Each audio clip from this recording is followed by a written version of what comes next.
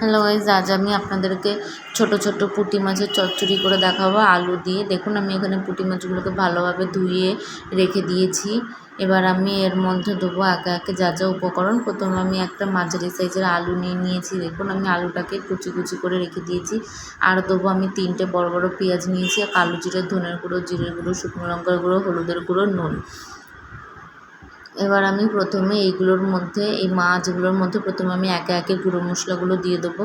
প্রথমে আমি আন্দাজ মতন লবণ দিয়ে দিচ্ছি। এরপর আমি একে একে সব গুঁড়ো মশলা দেবো।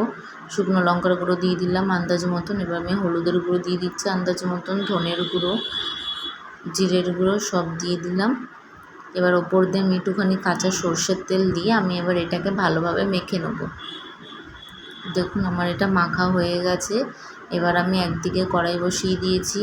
আমার কড়াইটা গরম হয়ে গেলে আমি সর্ষের তেল দিয়ে দিচ্ছি। দেখুন আমি এখানে খুব বেশি সর্ষের তেল দিইনি, একদম অল্প পরিমাণে সর্ষের তেল দিয়েছি। আমার তেলটাও গরম হয়ে গেছে। এবার আমি প্রথমে কালো জিরে ফোড়ন দিয়ে দিলাম।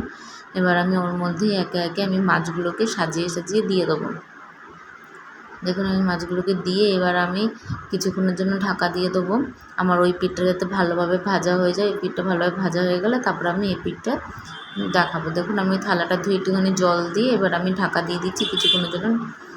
দেখুন এবার আমি ঢাকনাটা খুলে দেবো, দেখি আমার কতক্ষণ হয়েছে। দেখুন আমার ভাজাটা কত সুন্দর হয়ে গেছে।